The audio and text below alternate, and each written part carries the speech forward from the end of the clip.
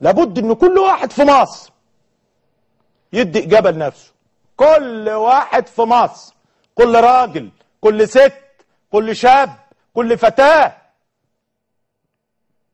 كل صبي من الصبيه، وسن الصبيه من 8 سنين ل 13 سنه، عايزين نجاوب عليه عشان نعرف بلدنا رايحه فين. ودي الاجابه على هذا السؤال هي اجابتي انا على الناس اللي بتسالني، هي البلد رايحه على فين. اهو نجاوب على السؤال ده واحنا نعرف.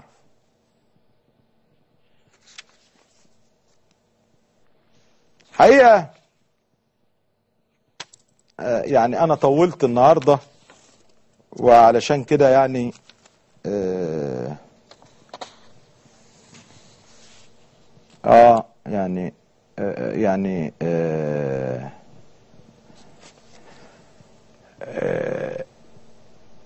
انا بقول للاستاذ نجيب ساويرس: يا استاذ نجيب، انا راجل مؤدب، ما بصرفش على حد عشان يشتم حد، ولا بأجر حد عشان يعمل نفسه بلياتشو على الناس. انا جبت لك حاجة بسيطة كده، يعني حاجة بسيطة بمسي عليك، بقول لك مساء الفل يا حاج نجيب، رشيت مية؟ طب رش مية واقعد على الكرسي بقى على القهوة واطلب لي 2 شاي، هجيلك نشوف دي ونرجع تاني.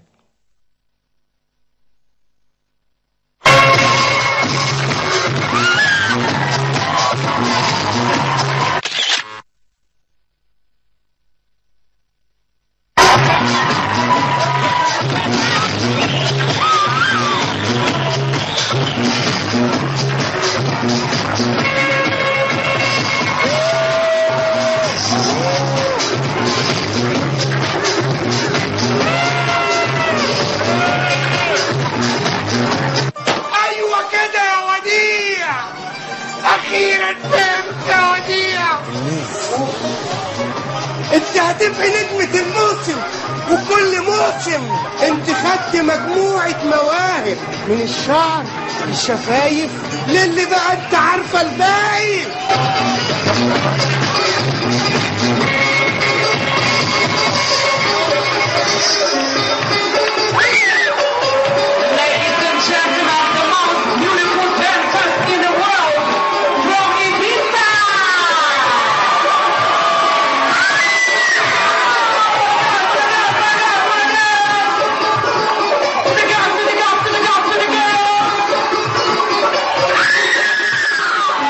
لا يا عم، انا ماليش دعوه بالراجل ده خالص، ده الراجل ده طلع جامد قوي. لا لا لا لا لا لا لا لا، ماليش دعوه بيه خالص نهائي، ولا قلت اجيب، ده طلع جامد، ده بسم الله ما شاء الله حوالين منه البحور العين جامدين جدا. يا خرابي، انا يا جماعه لا عدت، ده طلع جامد، ده انا كنت مفكره يجي يقعد على القهوه جنبي، طلع ما بيقعدش في لا لا لا لا، ما عندناش دعوه بيه يا عم، ده راجل جامد.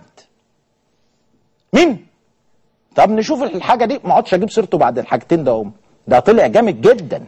يا سلام، استريبتيز، لا اقصد كافيهات وبتاع، لا مالناش دعوه، مالناش دعوه. انت قلت ايه يا استاذ عادل؟ استاذ عادل حموده قال ايه يا خالد يا مخلص؟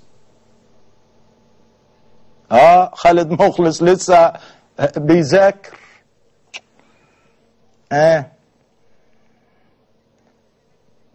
مين يا استاذ خالد؟ قول لي كده. ما حصل مشكله جامده جدا، يعني كله خاف، كل الاولاد يا ناس اللي قاعدين في الكنترول خاف ساعه ما شافوا الوضع. خالد مخلص طلع زي حالاتي، خاف، قال يا عم ده جامد قوي، ما تطلع يا عم توفيق انا وانت نروح تروح نقعد على قهوه ولا حاجه، قلت له طول بالك يا خالد اما نطلع الحاجات دي. فنسمع بقى الاستاذ عادل حموده برضه راجل بتاعنا. انا شفت العدد اللي فات يعود ساويرس مره اخرى، وساويرس شخصيا وجه مقبول جدا كان من الناس، كان في لجنه الحكماء في الثوره في اخره. واجد ان انت عندك حجر عثره في علاقتك مع ساويرس. لا، انت قدام مشاهد غريبه مش اكتر من كده. انت قدام اسئله بلا اجابه. احنا تساءلنا سؤال بسيط جدا: كيف حصل نجيب ساويرس على الموبينيل، واعتقد ان رخصة الموبينيل، واعتقد ان في كلام كتير جدا في هذا الامر. 2، مين اللي مضى له الرخصة بالارتفاعات الشاهقة اللي هو كمال الجنزوري في الارتفاعات المبنى اللي عمله، زي ما عمل المبنى بتاع الفور سيزون في استثناءات. فانا بتساءل اللي زي ما ارجع اقول لك تاني، اذا كنت جزء من المشكله فكيف تكون جزء من الحل؟ انا مندهش فكرا لفكره ايه؟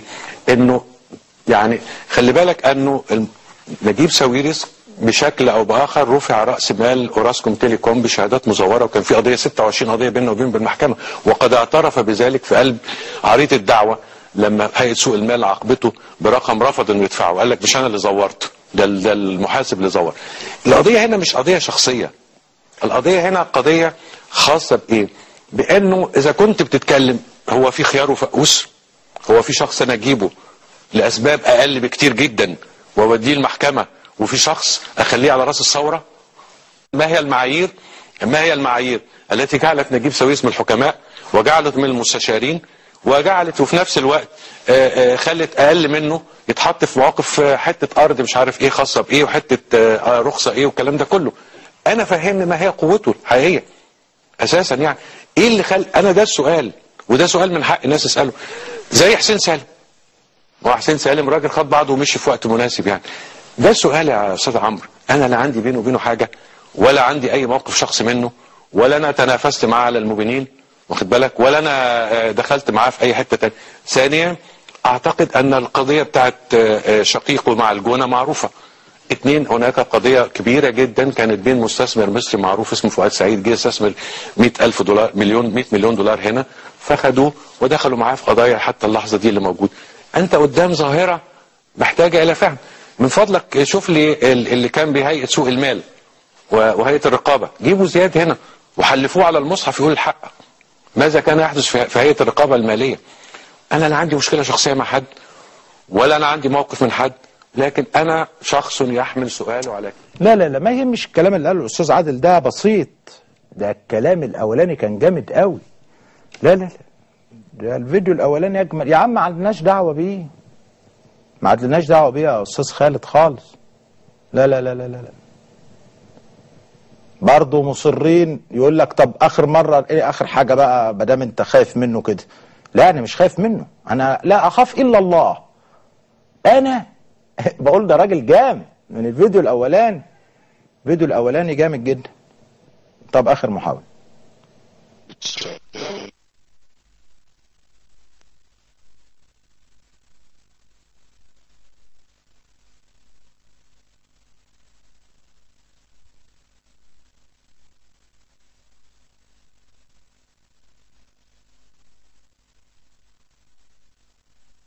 انا شرس اساسا، بيجي حد يطيبني بطلع عليه اللي خلفه ما بيعرفش.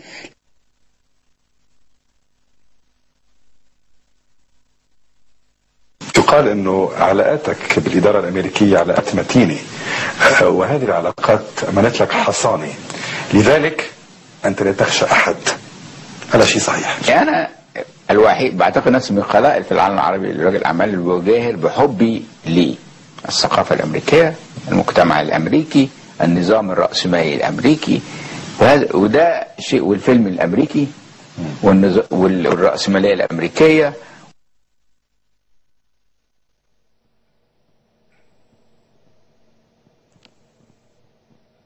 الحقيقه الفيديوهين الاخرانيين برضو ما فيش ايه يعني ما يكون بيحب امريكا ولا ايه، ما فيش مشكله، انما الاولاني جامد قوي، ما لناش دعوه بيه خالص نهائي نهائي يا عم.